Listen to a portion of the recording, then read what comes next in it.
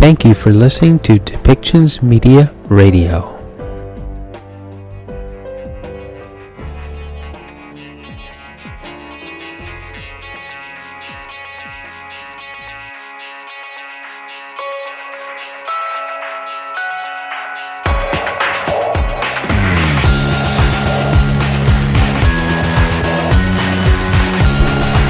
Welcome to Policy and Rights, the show about government policy and human rights.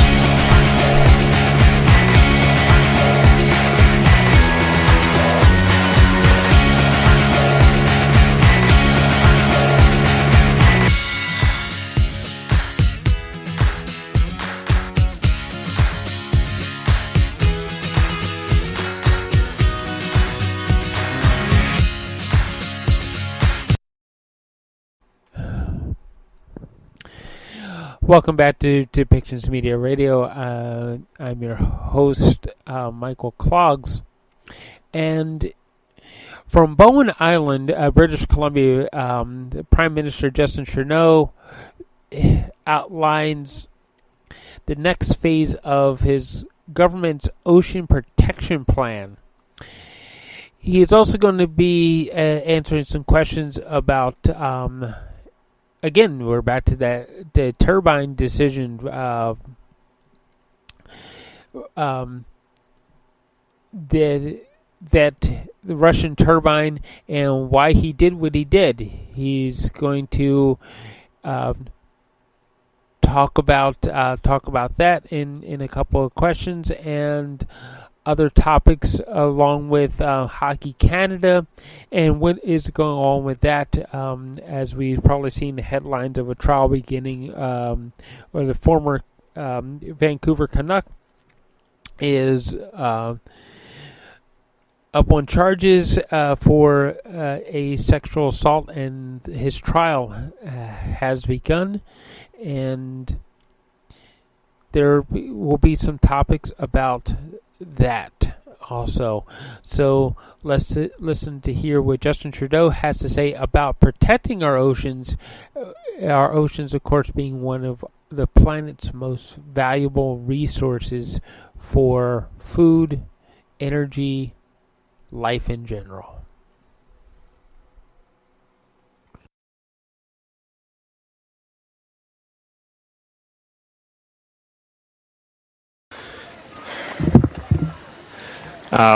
Good morning, everybody, and welcome. Just want to first acknowledge that we're gathered here today on the ancestral and unceded territory of the Musqueam, Squamish, and Tsleil-Waututh Nations here on beautiful Bowen Island, or Livelihoods. And I'm very pleased to be joined today with some very esteemed guests to make a very, very important announcement, including the Right Honourable Prime Minister, Justin Trudeau, the Minister of Transport, Omar Alghabra, the Honourable Minister of Fisheries, Oceans and the Canadian Coast Guard, Joyce Murray, and Squamish Nation Councillor Halselam. But before going any further, I would like to turn it over to Halselam to welcome us in the right way today.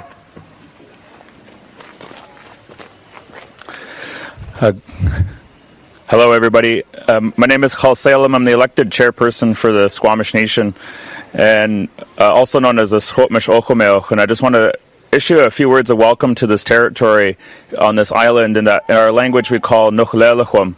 This has been a place for many generations that we have harvested and lived and practiced our culture. Continues on today with the medicines that we harvest from the areas around Bowen Island. But also the ancient history that tais us to this land, the stories, the teachings that our elders passed down to us from one generation to the other. And so I just want to say Tanoyap Ansequetal, Tanoyap Siam, Anslekons Quanman, Tanoyap, Eoch Swat 80, Nils Ol Tameoch to Squamish Ost Almoch. Chik Quanman, Eoch Swat, Wa Quis Hame 80 seats, Nail Mathweth Timat Tight, Timat Quetsi Quean Snatchum. Just wanted to issue words of welcome in our language here to the territory of the Squamish people.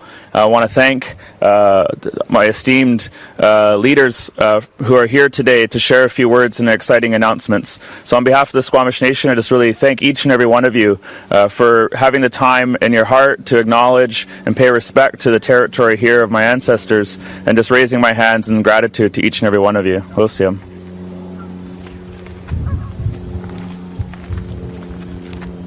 Thank you, Haselim, for the starting us in the right way today. One thing that binds all British Columbians together is a love and appreciation for the coastal environments that we live in. The opportunities we have to recreate, the opportunities to feed ourselves from the food, and just the wonder of the marine environment. And nowhere is that more true than the place that we're gathered here today on House Sound Al-Qatsam, which just recently last year was recognized by UNESCO as a biosphere reserve for the incredible bounty that we see here around us today. But while we appreciate the marine environment and everything that lives within it, we know that there are many ways where it has been stressed by human development and climate change. And that's why we've made a commitment to do what we can to make our impact on the environment lesser through ways of doing shipping safer, ways of ensuring that we protect and understand the marine environment, doing research, and doing what we can so that marine mammals and wild salmon, amongst others, are going to be able to restore to traditional levels of abundance. So that's why I'm very happy today that we're here with Ministers Algabra and Minister Joyce Murray to talk about the work that they're doing and that we're going to continue to do on this front. But it's also important that we're gathered here today on Bowen Island, where the municipality itself has done some incredible work to ensure that this bay that's just behind us right here is going to be free from problem ships that are docked here through the work that they've done on license of occupation. But all of the work that's being done has to be done in partnership with Indigenous peoples, and so I'm very grateful that Councillor Haselim is here today. But before I go any further, I would like to turn it over to our very special guest here today, the Right Honourable Justin Trudeau, to give this fantastic announcement. Thank you, Patrick. Merci Patrick. Bonjour tout le monde. Je suis très heureux d'être ici en compagnie des ministres Algabra et Murray. I want to start by acknowledging that we are on the traditional Coast Salish territory of the Musqueam, Squamish, and Tsleil-Waututh peoples. Thank you, Koselim, for your welcome, for your words, for your acknowledgement of the work that we all must do to preserve and be good stewards of this extraordinary land. I want to begin by taking a moment to address the wildfires burning right now across the country. Everyone in the Mathias Colomb Cree Nation in Manitoba has now been evacuated and accounted for. I want to thank Chief Lorna Bigety for her tremendous leadership throughout the evacuation. Of course, RCMP and firefighters remain engaged on the scene. And of course, I know people here in Lytton, BC, are once again facing hardships as the Nohomin Creek wildfire continues to burn in the area. We all hope that everyone remains safe and listens to the authorities. And I want to thank the firefighters and first responders across the country who are always there to step up and keep us all safe. It is so fantastic today to be here on Bowen Island. Growing up, I spent a lot of time with my grandparents just across the way in West Van, looking out over Howe Sound. And my great-grandmother actually lived on the other side near Gibson's, where we'd go and visit. And being here today in Bowen roots me both in the past but also in the future that we need to build all together. So I want to thank the Mayor for welcoming us here today. Thank you, Gary. Canada has some of the most beautiful places in the world, and where we are today is a perfect example of that, with mountains, ocean, fresh air, whales, fish, birds, and all kinds of wildlife. In fact, as Patrick mentioned, the Salish Sea, right behind me, is one of the most richly biodiverse places on Earth. And I don't have to tell anyone here why it matters that we protect these spaces. Of course, not all governments have always felt the same. Under the previous government, Promises to protect our oceans went unfulfilled again and again, with Coast Guard centres closed, with environmental protections slashed, with legislation gutted, and scientists muzzled. So 7 years ago, when our government took office, we knew we had to do something big that was ambitious and that makes sure that Canada is doing everything necessary to protect our waters. So in 2016, we launched the Oceans Protection Plan to protect animals and ecosystems, to make marine shipping safer, to work in partnership with Indigenous peoples and coastal communities. To take just two examples here in BC, we reopened the Kitts Coast Guard Station in Vancouver that the previous government had closed. We protected species like the southern resident killer whales, along with 300 other measures across the country. We've done a lot since 2016. Marine species are better protected, shipping is safer, and we've built strong relationships with Indigenous and coastal communities. But now, it's time to be even more ambitious. Today, we are launching the Oceans Protection Plan 2.0 with another $2 billion in funding to back it up as we renew and expand this work across the country, including continuing our work in the Great Lakes and on the St. Lawrence. We'll take action to combat emerging threats to our marine safety and ecosystems, and we'll strengthen partnerships with Indigenous peoples who must be our partners and in many ways our leaders as we move forward on protecting these extraordinary ecosystems. A good example is the work that we're doing right here together on the Salish Sea strategy. We'll continue to protect and restore this rich ecosystem in a way that respects Indigenous and treaty rights and traditional knowledge. And we'll deploy technologies that reduce the impacts of underwater noise so that marine mammals can safely communicate with each other and navigate through these waters. Aujourd'hui, on lance le plan de protection des océans 2.0. avec un financement supplémentaire de 2 milliards de dollars pour poursuivre et étendre notre travail à l'échelle du pays, incluant dans les Grands Lacs et le Saint-Laurent. On va prendre des mesures pour lutter contre les nouvelles menaces à notre sécurité et à nos écosystèmes maritimes, et on va renforcer les partenariats avec les peuples autochtones. On est très chanceux d'avoir autant de nature et de beauté dans notre pays, mais on a donc la responsabilité de s'en occuper. The Oceans Protection Plan 2.0 is about moving forward with new, bold action with partners from coast to coast to coast to protect and restore our oceans. We can't help but feel hopeful when we hear stories like the new baby orca born to one of the southern killer whale families for the first time in over a decade. You can also see it when you look around Howe Sound.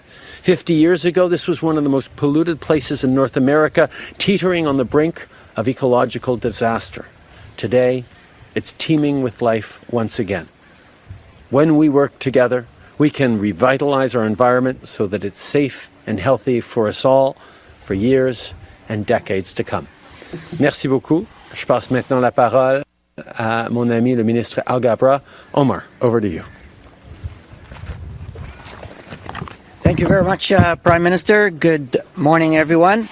It's also a great pleasure for me to be with my colleagues here and all of you. I'm happy to be here in Bowen Island for this incredibly important announcement. As the Prime Minister said, when we launched the Oceans Protection Plan in 2016, the Prime Minister spoke about the importance of protecting our coasts for Indigenous and marine communities, for the economy, and for the health of our environment. Nos côtes sont importantes pour la communauté autochtone et marine, pour notre économie et pour notre environnement. Since then, we've done just that. After 10 years of inaction under the previous government, our government turned the page with the largest investment Canada has ever seen to protect our waters. Through the Oceans Protection Plan, we've made our coastlines safer by opening 2 new Coast Guard search and rescue stations right here in British Columbia and reopened 4 others across Canada. We've gotten tougher on polluters and forced them to compensate communities for oil spilled in our waters and introduced legislation that makes it illegal to abandon boats in Canada. In fact, we've removed or assessed over 500 abandoned boats that were a hazard to safe navigation in our waters.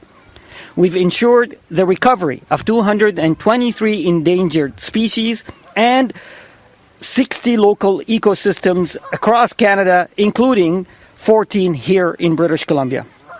We've significantly benefited from the traditional knowledge of our Indigenous partners. Through the reconciliation framework agreements, we are working alongside 17 First Nations on marine initiatives in BC's North Coast. This is just one example of how our government and Indigenous peoples are working together and advancing reconciliation through the Oceans Protection Plan. And through our marine training program, I'm happy to say that we're making our marine workforce more diverse and inclusive to better represent the communities the students will go on to serve. Nous faisons en sorte que notre personnel maritime soit plus diversifié et plus ouvert. That program has resulted in 750 graduates, including women, Northerners, and Indigenous peoples from schools here in British Columbia, Nunavut, and Nova Scotia. 13 First Nations communities are leading the Enhanced Maritime Situational Awareness Program, improving our understanding of local waters. 18 infrastructure projects in Northern Canada are improving marine safety and resupply operations there. We've banned tankers on the North Coast and changed legislation to better compensate first responders and victims of oil spills. In all, we've launched over 50 initiatives, which has made shipping safer, better protected our coastal ecosystems, and strengthened our ability to respond to marine emergencies. And while this work has continued throughout the pandemic, the world has changed in the last 2 years. The pandemic, climate change, innovations in the marine industry, and supply chain challenges are affecting the marine environment. So that's why, as Prime Minister just said, we're not only announcing another 9 years of the Oceans Protection Plan, but expanding it to cover new areas. The Oceans Protection Plan will be enhanced to make large and small ship traffic safer on our waters, keep supply chains healthy, strong, and resilient, increase our emergency preparedness, response, recovery, and research into marine pollution beyond oil spills, and introduce even stronger protection for ecosystems and wildlife, including our endangered whale population. When Indigenous peoples, industry, communities, academia, and government work together, we can support the economy and protect the environment. Today's announcement shows how we're doing just that. And as we look toward this next phase, I'm excited to build on the progress of the Oceans Protection Plan. Our strength together will allow us to keep protecting Canada's ocean for generations to come. Thank you, merci. And now I'll ask my colleague and friend, Minister Murray, to come to the podium.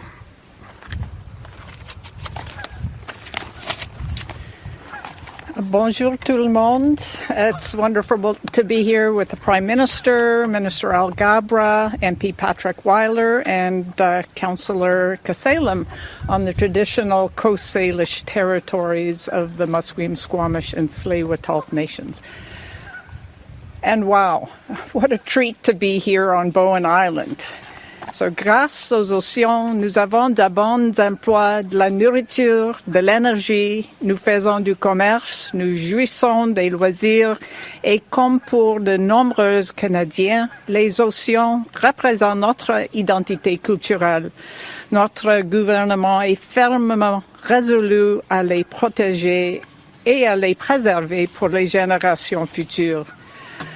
For the Canadian Coast Guard, funding from the Oceans Protection Plan will help strengthen our marine safety systems, meaning they'll be stronger positioned to prevent and respond to marine safety and environmental accidents. The Coast Guard will also expand our Indigenous community boat volunteer program, so communities are trained and well equipped to respond to marine incidents in their traditional waters. Thanks to this new funding, the Canadian Coast Guard will also acquire a search and rescue vessel specifically designed for the Arctic Ocean's harsh conditions. Des investissements supplémentaires seront réalisés en vue d'acquérir de l'équipement d'intervention environnementale, d'offrir de la formation en matière de sécurité maritime, de remédier aux problèmes des navires préoccupants et afin d'accroître la capacité de la garde côtière auxiliaire canadienne. As we talk about future investments in the Canadian Coast Guard, I'd also like to reflect on what we have already accomplished. In 2016, our government reopened the very important Kitsilano Coast Guard Station after it was closed by the previous Conservative government. And it is now, once again, the busiest station in all Canadian waters and played a key and critical role in responding to the Zim Kingston incident last fall. Finally, I'd be remiss if I didn't mention the Canadian Coast Guard is celebrating its 60th anniversary this year. So I do want to thank all Coast Guard members on all three coasts, including those who brought us here to Bowen Island, for their service to Canadians and to our marine environment. Le plan de protection des océans est la bonne voie à suivre pour assurer la sécurité des océans du Canada pour les générations à venir. And the Ocean Protection Plan will continue to ensure the protection of Canadians' oceans for the generations to come. Thank you. Merci. Nous avons maintenant le temps pour des questions des médias. We now have time for questions from media. It will be one question, one follow-up. Please identify your name and outlet. And we will start with the first reporter. On va commencer avec la première journaliste. Hi there, it's Amy Smart at the Canadian Press. Health systems across the country are closing their emergency rooms because things have gotten so bad. Doctors are calling it unprecedented. It's happening coast to coast. You've said you need certain assurances from the provinces that you'll get tangible results, but meanwhile, real people are facing serious delays in accessing urgent care. What concrete moves can we expect to see next from the federal government, and when can we expect to see them? We just announced $2 billion to flow to the provinces to help with the backlogs because we understand the pressures that are there now. Too many Canadians across the country are waiting for surgeries that have still been put off, are still struggling to find a family doctor, are facing longer waits and even shut down emergency rooms. This is not okay. And just like the federal government did during the pandemic, in stepping up with over $70 billion in extra additional funding for healthcare across the country to help people through the pandemic, we're going to continue to be there to invest in a stronger health system for all Canadians. But I think all Canadians know that we need real improvements and real results from our healthcare system. The pandemic exposed some of the challenges and the issues faced by our frontline healthcare workers who are heroes but who are getting more and more strained and not seeing the backup and the support that they need, or the new entrance into their line of work. We need to solve these, and we need to solve them together. So yes, the federal government is there as a partner, is going to invest more.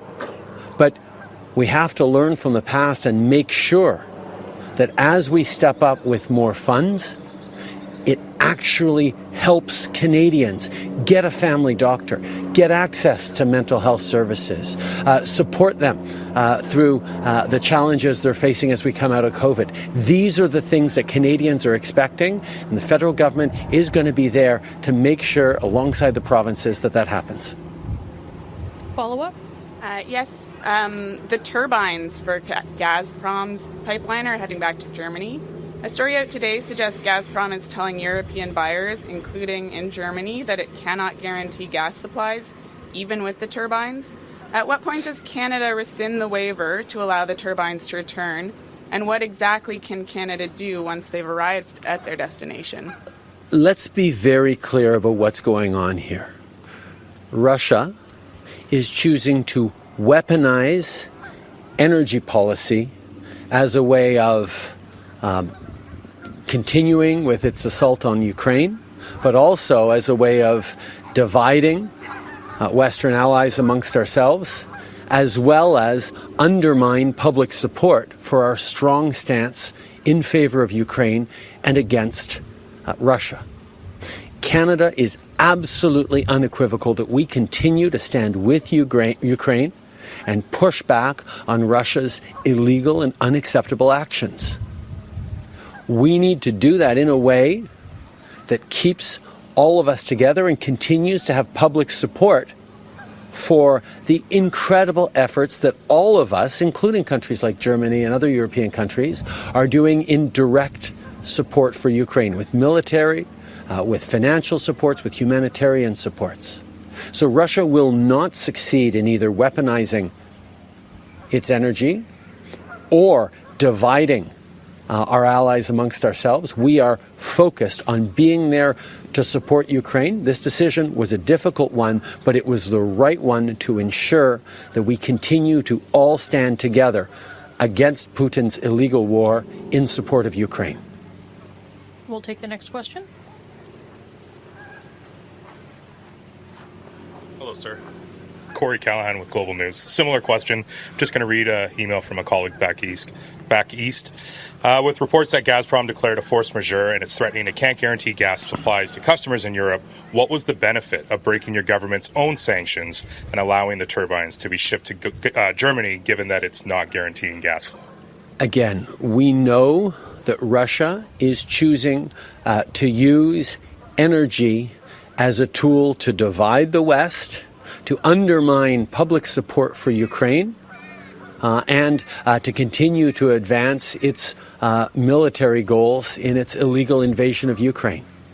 And what allies are demonstrating right now is that we're not only standing unequivocally with Ukraine right now and against Russia, but we are prepared to do so for months and indeed years to come. And Russia's attempt to undermine public support for the war in Ukraine will continue. They're using gas and gas policy as a way of trying to divide and undermine public support. And what we have demonstrated is we will not allow that to happen. We will continue to stand unequivocally with Ukraine, and we will remain united and focused on delivering that support that Ukraine needs. Next question over at the mic on the right. Good morning, Prime Minister. Thank you for taking our questions. I'd like to start by asking you what you would say is, for the Oceans Protection Plan, the part of it so far that you're proudest of, and what area would you like to see some more work done in? Well, I think one of the things that was absolutely essential was moving back into the space of saying that our oceans need to be protected. It seems so obvious, particularly standing here all together, but the federal government, prior to us, was shuttering Coast Guard stations, was underinvesting, was ignoring any sorts of partnerships with Indigenous peoples, and firing scientists. So it was a huge thing that we stepped forward 5-6 years ago with an unprecedented oceans protections plan, along with well over billions of dollars, to be able to actually deliver. And over the past 5 years, we've done a tremendous amount in building and deepening relationships with Indigenous partners who have been stewards of these oceans and these coastal areas for millennia, investing to counter the impact of increased marine traffic and protect vulnerable species at risk, and building on the tremendous actions, results, and success of those past 5 years. We're now doubling down with 9 more years of an oceans protection plan that's going to be expanded and deepened, strengthen even further the partnerships with Indigenous communities and partners, move forward on even stronger science and research, even better protection for vulnerable species and vulnerable areas, and demonstrate that the only way to build a bright future and create jobs is to make sure we're doing it in ways that protect these extraordinary places. follow-up. All right, and then on the community news side, have you ever been to Bowen Island before, and what will you be checking out while you're here? I have spent a lot of time in this area, but I've never actually set foot on Bowen Island. I've kayaked along the whole coast going up the Sound, and I've always looked forward to coming here. And right now, I'm just really looking forward to meeting as many people as possible and enjoying some of the fabulous and famous Bowen Island hospitality. All right, thank you, Prime Minister. Thank you. Thank you. Next question, please. Mr. Prime Minister, Murray, the camera guy from CBC, and if you could answer this in both English and French, I would really appreciate it. We're learning that Hockey Canada had a special fund for uninsured liabilities, including sexual lawsuits and sexual assault cases. Mr. Trudeau, do you still have trust in the people at the head of Hockey Canada? I think right now it's hard for anyone in Canada to have faith or trust in anyone at Hockey Canada. What we're learning today is absolutely unacceptable. It's why a number of days ago or weeks ago we froze funding to Hockey Canada, pending significant reforms and transparency and accountability. A few years ago I had my son in hockey. And when I think about the culture that is apparently permeating the highest orders of that organization, I can understand why so many parents, why so many Canadians who take such pride in our national winter sport are absolutely disgusted by what's going on. And certainly as a government, we will continue to be unequivocal in our condemnation of what we're learning and mostly in our demands that things change significantly. Ce qu'on est en train d'apprendre par rapport à Hockey Canada est absolument inacceptable. Je pense qu'énormément de personnes ont perdu confiance dans cette organisation. Quand je pense en tant que parent qui, il y a une couple d'années, avait mon fils dans un programme de hockey, je suis vraiment perturbé pour la culture qui apparemment s'est immiscée dans les plus hauts niveaux de cette organisation. C'est pour ça, en tant que gouvernement, on a gelé les fonds qu'on envoyait vers Hockey Canada en attendant des redditions de comptes et des transformations de l'organisation. Je pense que c'est essentiel qu'on voit vraiment une nouvelle approche et un compte rendu et des conséquences pour les gens qui sont responsables de ce manque de respect profond en tant qu'institution. Merci, thank you. Thank you. If that's it for questions, that will conclude today's press conference. Merci beaucoup tout le monde. Thank you all very much.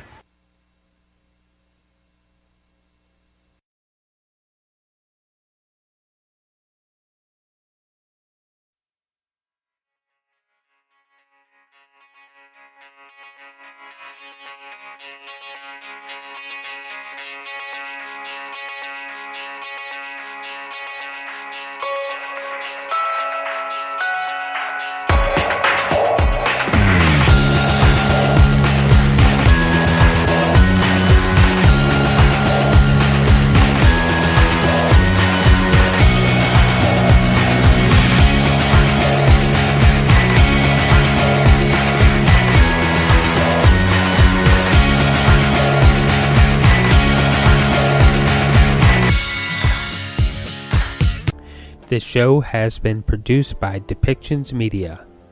Please contact us at depictions.media for more information.